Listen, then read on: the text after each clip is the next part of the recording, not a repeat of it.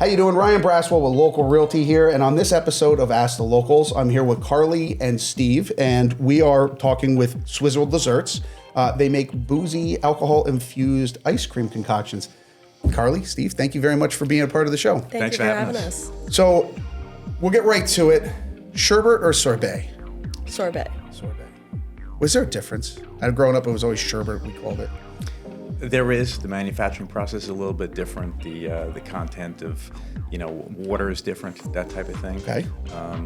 Interestingly enough, we're not ice cream mixologists yet, so I can't tell you all the differences. Okay. But yes, there is a difference between sorbet. It was always interesting to me. You never know. And again, just knowing that there's a little bit of a difference in, water content and stuff, it makes perfect sense. And, again, why there would be two different categories.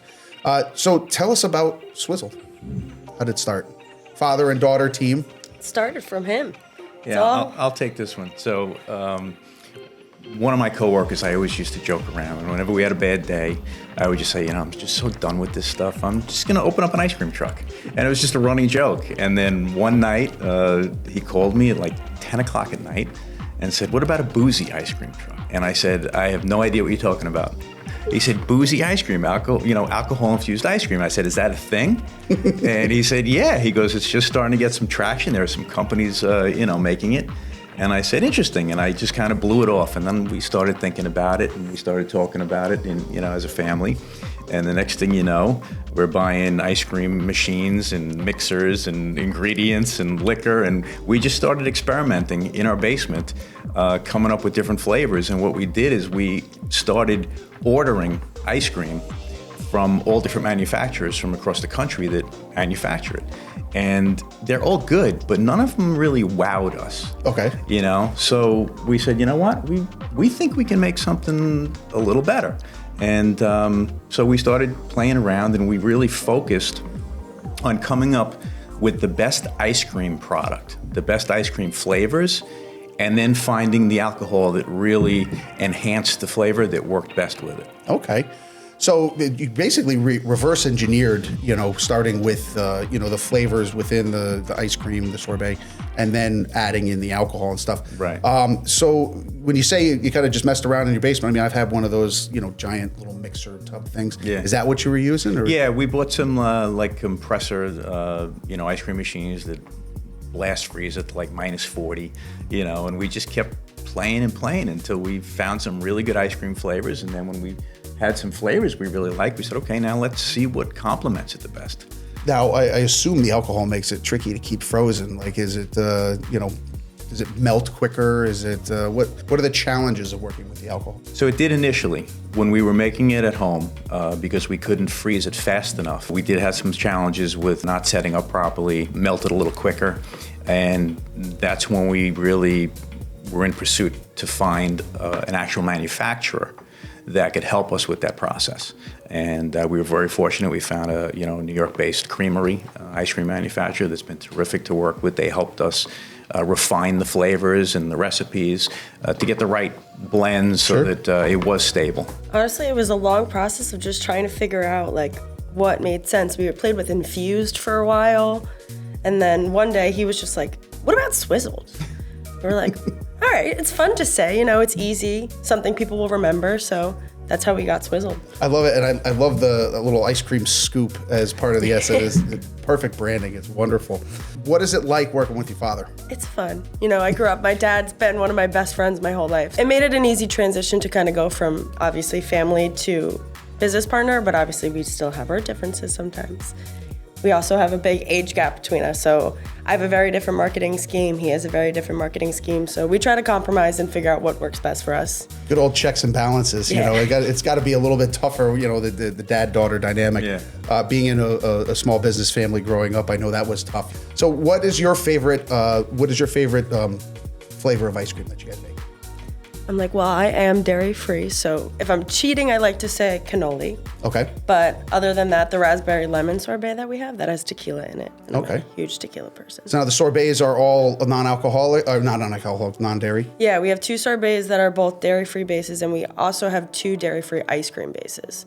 Okay. So we kind of give everybody 4 flavors to choose from. We'll be rotating those and stuff. That's great. It's good base to build off of. Hit a broad a broad, part of the consumer segment there.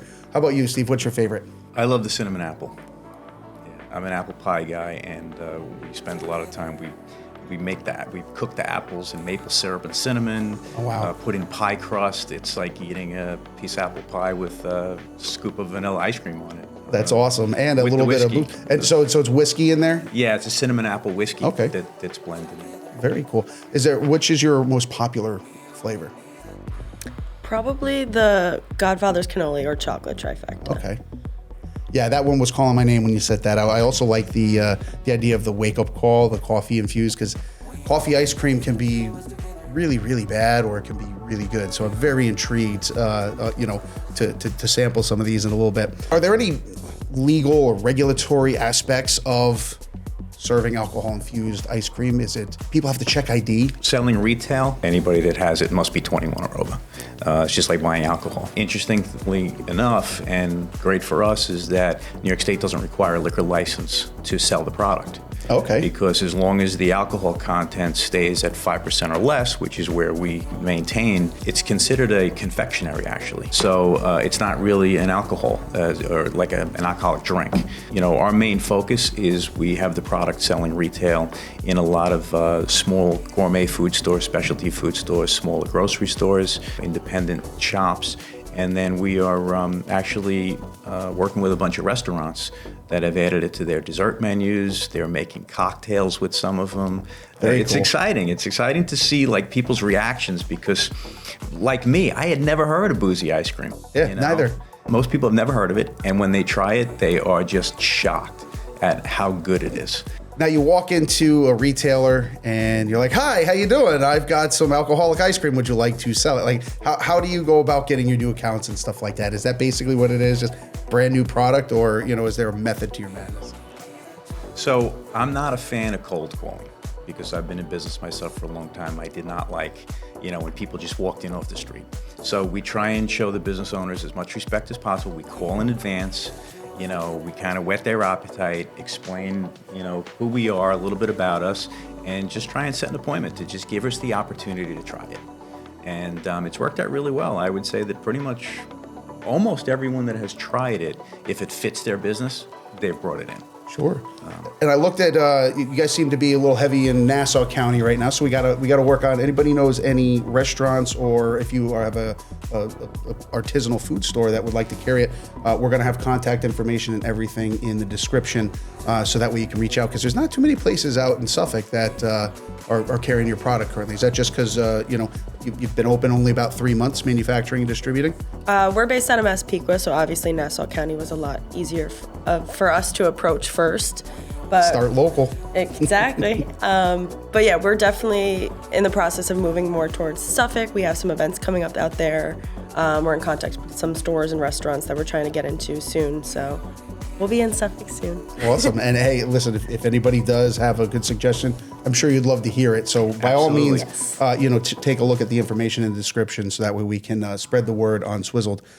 So how do you source your ingredients? Are you 100% New York? Are you local? Or is it, where do you procure everything from? We supply a lot of the ingredients to the manufacturer. As an ice cream manufacturer, we can't insist that all the product comes from New York, but the milk and the cream and all that stuff, they try to purchase all that stuff from local suppliers. But there are some additives to stabilize it and stuff, which I'm sure they source elsewhere. Now the alcohol content, you said you keep it under 5 to keep it that confectionery.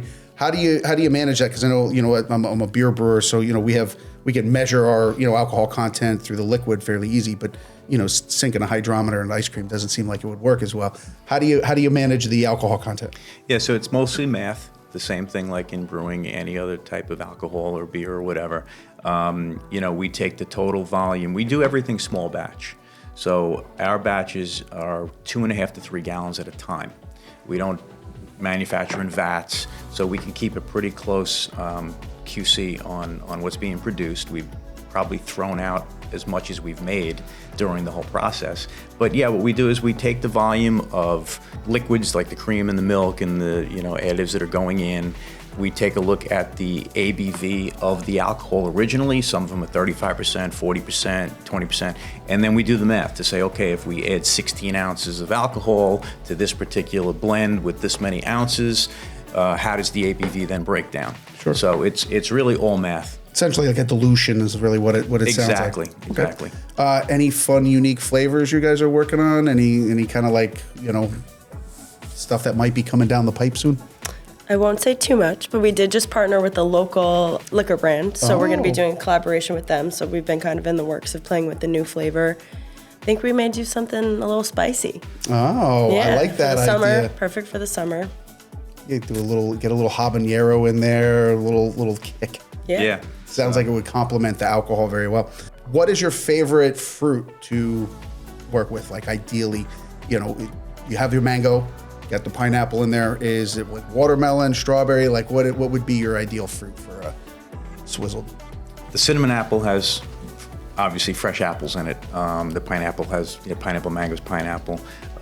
New flavors that we're working with are going to have strawberries.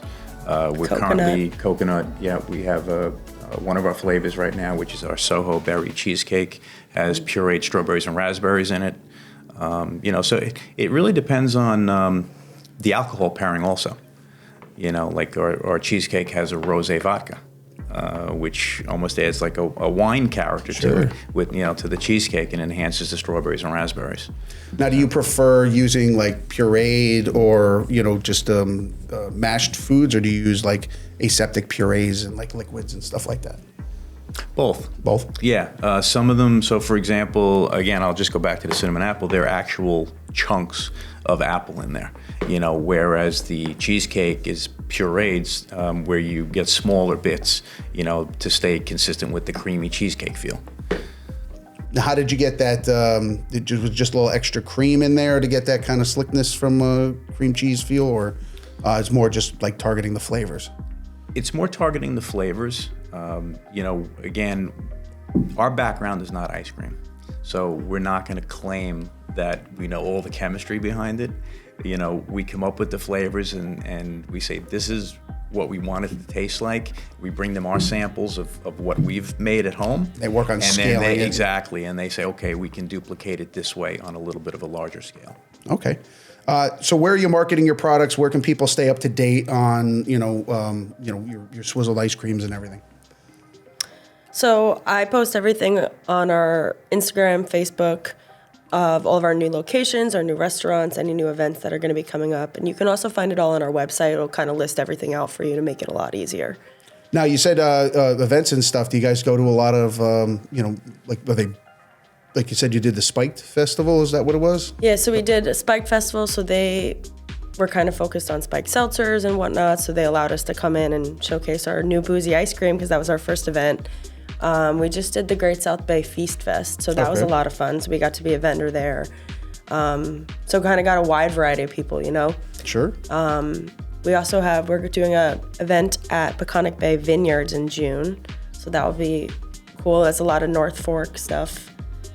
Yeah, we've done the Long Island Chocolate Festival, the Whiskey Festival, Bourbon at Belmont. Sure. And, it's just interesting because people don't expect to see an alcoholic ice cream. And it seems so counterintuitive to me, just the non-freezing aspect of it. It just, so the people that are there to sample 20 different types of bourbon, they save us for last. Yeah. and then they're like, wow, this is the perfect dessert to, wash it all down. That's awesome. There's, I know there's a bunch of beer festivals and stuff like that are, supposed to be coming up. I know August there's Heckscher and stuff like that, so hopefully we'll be able to see some of those. Are there any other upcoming festivals or events where people can find you and try your wares? So we are currently working on, we're a little bit behind the 8 ball as far as applying to all these events. So right now we're trying to get into the Babylon, Live at 5 events, the Patchogue Live at 5, the Great South Bay Music Festival, which is a big event. We're trying not to spread ourselves too thin. Sure. But the brand awareness is obviously what we're trying to build right now. And the more people that taste it and see the name, those are the people that are saying, hey, where can I buy it? What restaurant's serving it? And it's great because every time we meet somebody that just loves it, they're like, oh, you got to call so-and-so because it would be great in this store. Yeah, and I saw your website has a really comprehensive list of all the locations and stuff like that. So as I said before, everything will be linked in the description. You can search for Swizzled at various retailers across Long Island. And if you know anybody who, should probably start carrying this, or if you would like to see them, reach out. I'm sure that Karli and Steve would love to hear from you. Thank you very much for watching Ask the Locals, and we hope that you give Swizzled a try, and don't forget to support your local businesses. Thanks. Have a great day. Thank you. Appreciate it. Thanks. Cheers. How you doing? Ryan Braswell with Local Realty here, and I wanted to talk to you about Ask the Locals. So it's a video series, podcast-style videos where we are helping local community members, such as yourself, beyond buying and selling their real estate. As broker-owner of Local Realty, I'm here to help educate, inform, and guide clients, customers, agents, and people like you with things more than just how to successfully buy or sell a home. During Locals Only, we're going to interview local business owners, people who may have services that you might find useful. So if you have any suggestions or questions, please drop a comment or reach out to me directly. And as always, like, share, and subscribe. I really appreciate it. Cheers.